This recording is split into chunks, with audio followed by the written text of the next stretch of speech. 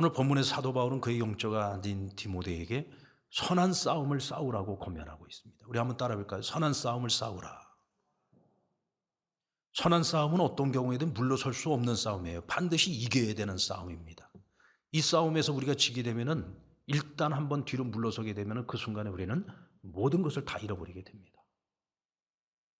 바울과 함께 동역했던 인물들 가운데 후네메와 알렉산더라고 하는 사람이 있었어요.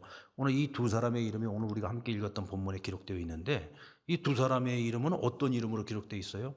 그들은 뒤로 물러선 사람들이야. 선한 싸움을 싸워야 되는데 뒤로 물러서 버렸다. 결국은 자신의 양심을 버렸다. 믿음을 지키지 못했다. 그 결과가 뭐예요? 사단에게 그 영혼을 내어준 바 되었다.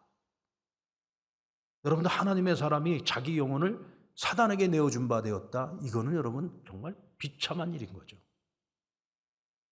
그런데 너희에게도 이런 비극이 생길 수 있어. 너희에게도 이런 말도 안 되는 끔찍한 일이 일어날 수 있어 라고 경고를 해주고 있는 겁니다. 가룟 유다도 같은 케이스 아닙니까? 주님의 제자로 3년 동안을 주님과 함께 동고동락했습니다. 재정관리까지 맡았던 사람입니다. 그런데 그가 자신의 양심을 버리고 주님에 대한 믿음을 지키져내지 못했어요. 그러니까 결국은 은30에 예수님 자기 스승을 팔아먹지 않았습니까? 뒤늦게 후회하고 그 은30 대제사장에게 돌려주려고 찾아갔더니 그가 뭐라고 얘기합니까? 내가 왜 이 핏값을 도로 받아야 되냐? 돌려보냈어요. 그리고는 어떻게 했습니까? 가룟 유다가 스스로 목매어 죽습니다. 그리고 그 은30으로 그가 죽은 그 땅을 사가지고 그곳에 묻어줬어요. 그러니까 결국은 예수님 배신하고 믿음 저버리고 나서 그 은30 가지고요 자기 무덤 산 거예요. 그게 여러분 가룟 유다의 인생의 종말입니다. 이게 얼마나 비참한 일입니까? 선한 싸움에서 지면 이런 결과가 오는 거예요. 그래서 우리는 반드시 이 싸움에서 이기고 승리해야 되는 것입니다. 아멘입니까? 그럼 우리가 반드시 이겨야 되는 이 선한 싸움은 뭐냐? 우리 18절로 19절 말씀 같이 한번 읽어볼까요? 시작. 아들 디모데야, 내가 내게 이 교훈으로 명하노니 전에 너를 지도한 예언을 따라 그것으로 선한 싸움을 싸우며 믿음과 착한 양심을 가지라. 어떤 이는 양심을 버렸고 그 믿음에 관하여 파선하였느니라. 바울이 디모데를 에베소 교회로 보내가지고 그곳에 가서 담임 목사로 그 교회를 섬기게 했어요. 근데 그를 파송한 분명한 이유가 있었는데요. 그것이 1장 3절로 4절 말씀에 나와 있어요. 같이 다시 한번 읽어보겠습니다. 시작. 어떤 사람들을 명하여 다른 교훈을 가르치지 말며 신화와 끝없는 족보에 몰두하지 말게 하려 함이라. 디모데를 보낸 이유는 뭐냐? 이 에베소 교회에 거짓 복음, 거짓 진리를 와서 전하고 있는 사람들이 있었어요. 그래서 디모데를 급히 보내서 너는 진리를 가지고서 그들과 싸워. 선한 싸움을 싸워서 그들로 하여금 더 이상 그와 같은 가짜 복음 전하지 못하게 하고 너는 에베소 교회 성도들이 그들에게 휘둘리지 않도록 가서 제대로 목회를 해라. 그를 파송해서 보낸 겁니다. 그럼 이 거짓 교사들이 전하고 있는 거짓 교훈은 뭐냐? 율법 신앙입니다. 율법 신앙. 바울이 전한 복음은 뭐죠? 오직 믿음으로만 얻는 구원이에요. 여기 율법이 필요 없어요. 왜? 복음은 율법을 완성한 것입니다. 이미 복음으로 율법이 완성되어졌는데 복음을 버리고 다시 율법에 매여서 살아간다? 이건 과거로 회귀하는 거잖아요. 다시 구원이 없는 상태로 돌아가는 겁니다. 그러니까 가서 너는 이 복음의 진리를 바로 가서 전하고 사람들로 하여금 그 구원을 잃어버리지 않도록 하라는 거예요. 근데 이들은 무엇을 가르치느냐? 아니다. 그것만 갖고 안 된다. 반드시 율법을 지켜 행해야 된다. 이 율법 신앙을 전하는데 바울이 뭐라고 말하냐면 그들은 자기들도 지키지 못하는 율법을 너희에게 강요한다고 얘기했습니다. 바울은 누구보다 잘 알아요. 이 율법 아래에서는 절대로 구원의 길이 없다는 것을. 왜? 자신이 평생을 씨름했던 문제거든요. 그런데 율법에서 답을 얻지 못했어요. 왜냐하면 자기도 그 율법을 100% 온전하게 지키기를 원했지만 늘 구원의 확신이 없었어요. 왜? 사람의 성정을 가지고서는 율법을 온전히 지킬 수 없다는 걸 누구보다 잘 알기 때문에.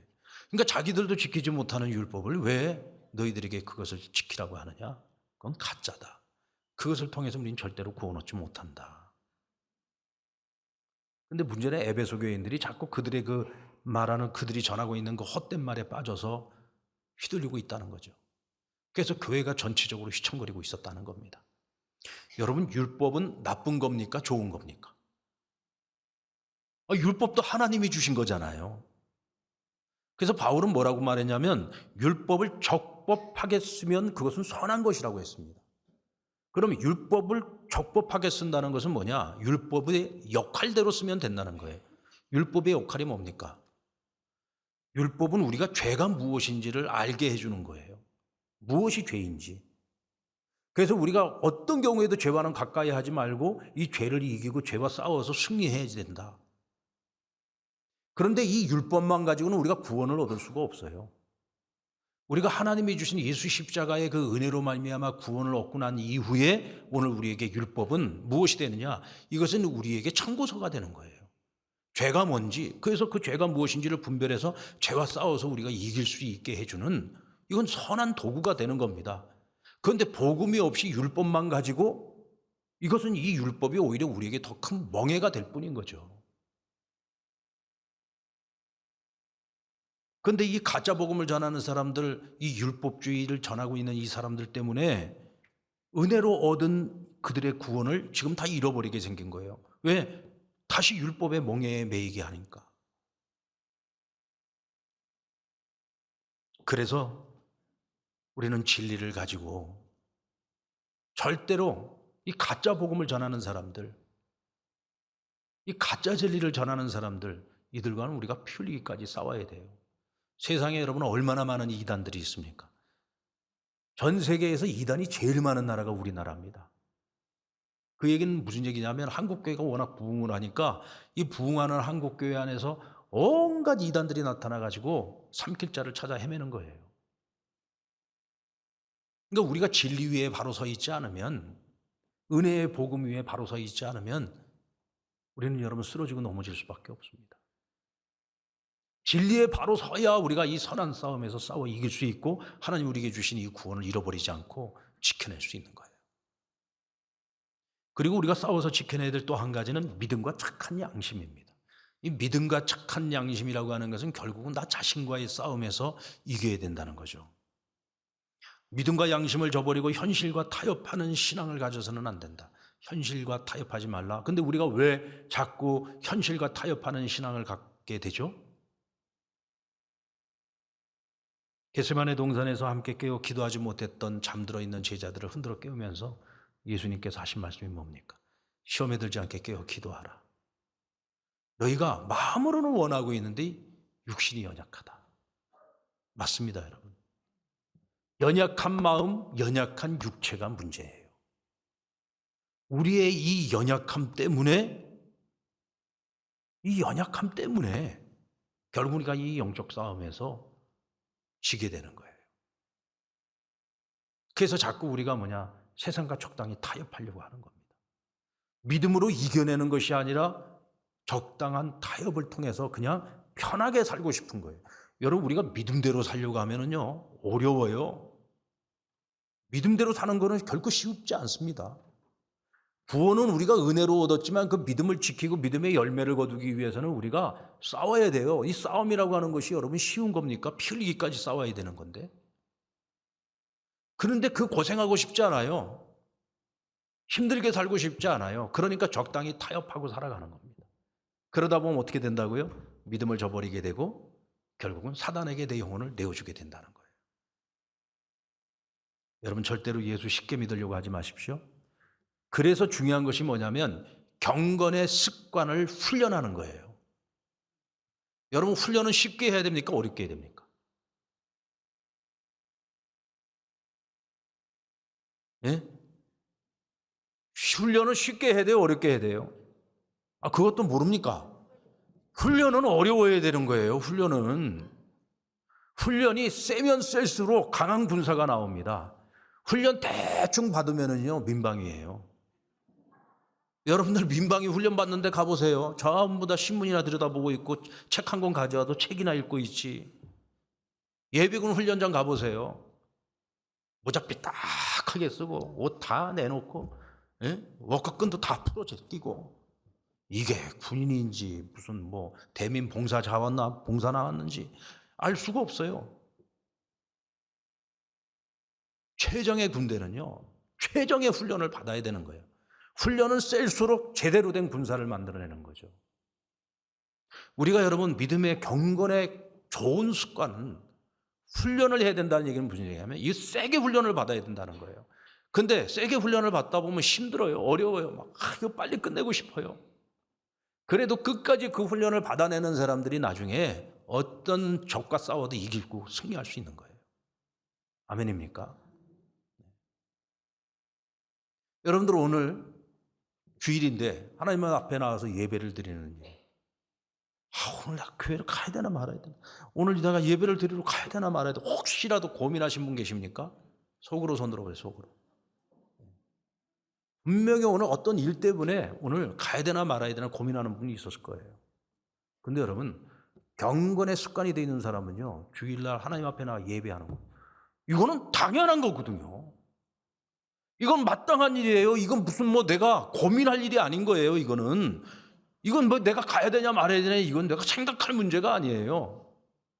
이건 내 몸에 이미 각인되어져 있는 거예요. 주일이면 당연히 교회 가는 줄 알아야 되는 거예요. 그런데 이 훈련이 되어 있지 않으면 이제 뭐하냐? 고민하는 거예요. 가야 돼 말아야 돼? 이런 마음의 자세와 태도를 가지고 우리가 선한 싸움을 싸워서 이긴다고요? 100점 100패입니다. 당연한 것을 당연한 것으로 여기고 마땅한 것을 마땅한 것으로 여기고 순종하며 내가 있어야 될 그 자리에 있어야 은혜도 받는 것이고 그 은혜를 갖고 우리가 한 주간 동안 또 세상에 나가서 이기고 승리하는 삶을 살아갈 수 있는 거예요. 마귀는 우리에게서 어떻게 해서라도 그 은혜로 얻은 그 구원을 빼앗으려고 합니다. 왜요? 여러분 우리가 구원의 투구를 써야 되는 이유가 뭡니까? 우리가 사지가 다 멀쩡해도요, 머리를 다치면 식물인간입니다. 아무것도 못하고 침대에 누워만 지내야지 되는 거예요. 믿는 자들이, 그리스도인들이 구원의 확신을 잃어버렸다? 구원의 확신이 없는 상태에서 우리가 하는 모든 신앙적인 행위는 전부 다 종교 생활에 지나지 않는 겁니다. 우리의 모든 믿음의 출발점은 구원의 확신입니다. 나는 하나님의 자녀요. 예수 그리스도의 십자가의 은혜로 말미암아 나는 구원받았다. 예수 그리스도가 나의 구주 되심을 내가 믿는 믿음 안에서 나는 하나님의 자녀가 되었다. 행위로 얻는 구원이 아니라 나는 하나님의 오직 은혜로만 구원을 얻는다. 그래서 비록 나는 아직도 부족한 것도 많고 연약한 것도 많지만 나는 오직 예수 그리스도 안에서 의롭다 여김을 받는 하나님의 은혜로 나는 구원받은 하나님의 자녀다. 근데 이걸 계속 건드려요. 누가? 사단이. 야, 니까짓 게 무슨 하나님의 자녀야? 니까짓 게 무슨 구원을 얻어?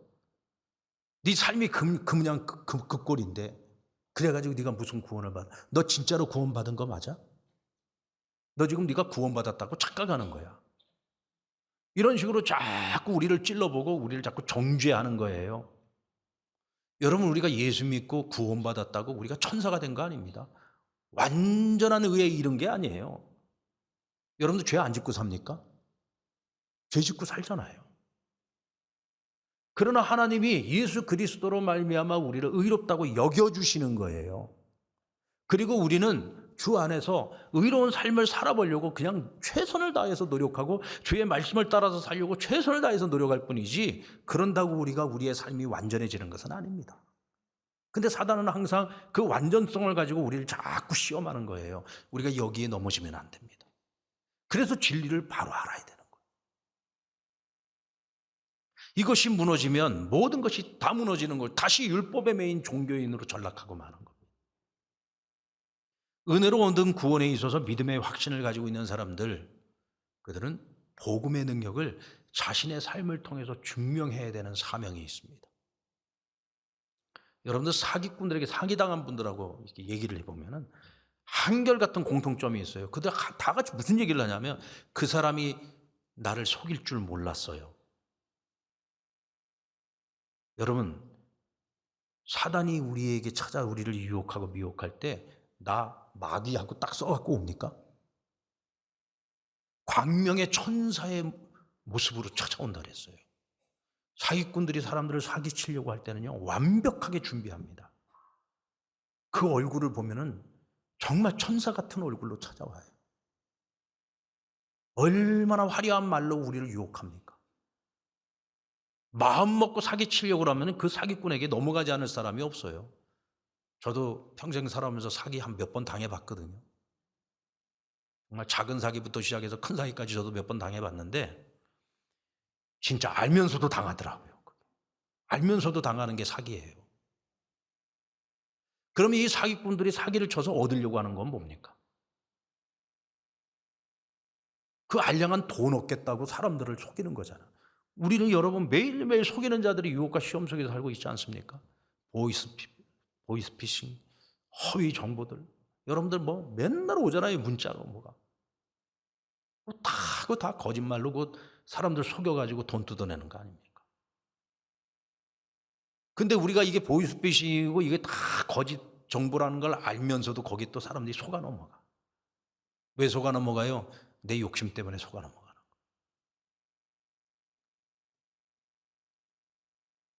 여러분 사기꾼들도 그 알량한 돈 때문에 그 돈 벌겠다고 여러분 하루에 100통, 200통, 뭐 막 1000통 그렇게 여러분 전화를 하고 문자를 보내고 합니다.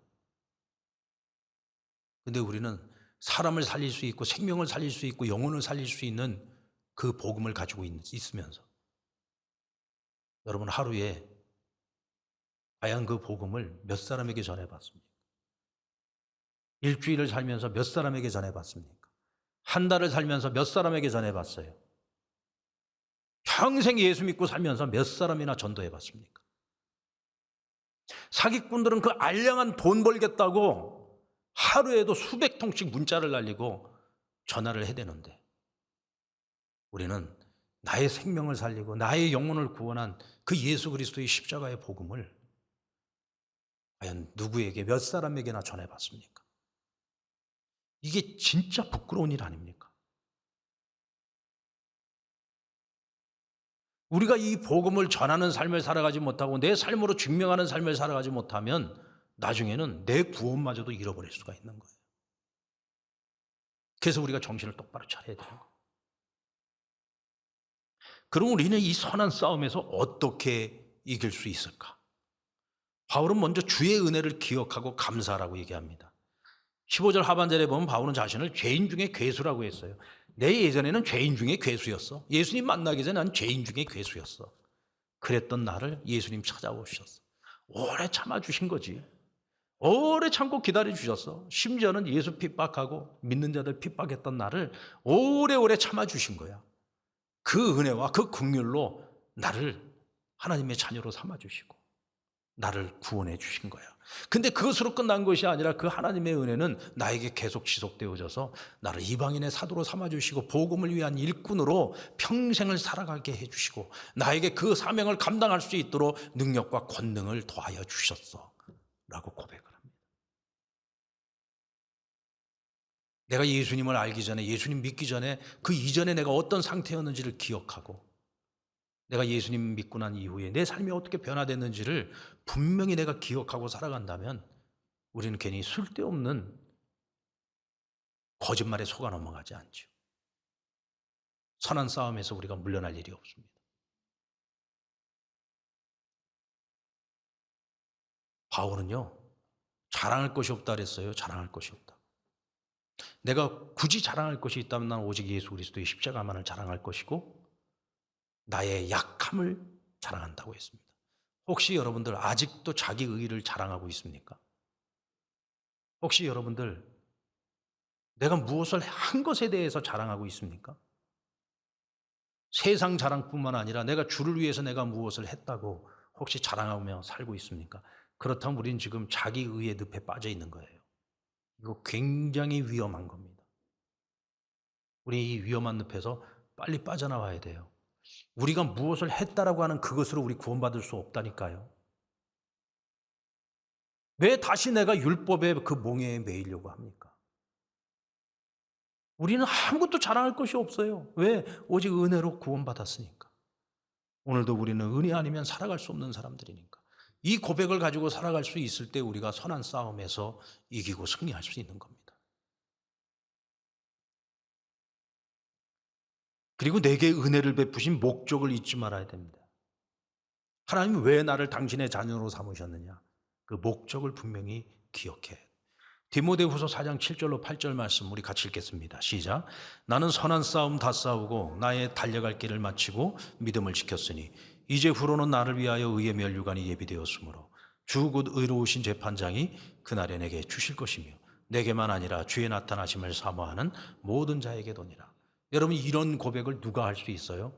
선한 싸움 믿음에 달려갈 길을 다 마친 사람, 끝까지 믿음을 지켜낸 사람, 선한 싸움을 다 이겨내고 최후 승리자가 된 사람, 나중에 하나님 앞에 갔을 때 의의 면류관을 쓸 수 있는 사람, 그런 사람들만이 이런 고백을 할 수가 있는 거예요. 충무공 이순신이 난중일기라고 하는 그 책을 쓰면서 그가 감옥에서 나와서 쓴 그 글의 첫 시작이 이렇게 시작을 합니다. 감옥에서 나왔다. 감옥에서의 생활에 대해서는 기록을 안 했어요. 감옥 안에서 내가 어떤 어려움이 있었고 어떤 고난을 겪어야 했고 내 마음의 심정이 어떤 상태였는지에 대해서는 전혀 밝힌 바가 없습니다. 그냥 감옥에서 나왔고 아주 짧지만 아주 간단한 말로 자신의 심경을 그냥 그렇게 표현을 한 거예요. 충무공 이순신은요, 한 번도 자신의 어떤 감정의 상태를 밖으로 드러낸 적이 없다고 합니다. 심지어는 가장 자기가 믿고 같이 생사를 같이 하는 그 부하 장수들과 술자리에서도 자신의 마음 안에 있는 그런 감정의 상태를 드러낸 적이 없다래요. 감옥에서 나왔다. 이 단순성과 침묵의 힘을 가지고 그는 명량해전에서 노량에서 이기고 그 자리에서 죽고 결국 자신의 그 사명을 완수했습니다. 이순신 장군은 언제나 싸우러 나갈 때 자신의 감정, 형편과 처지를 말로써 설명하지 않았어요.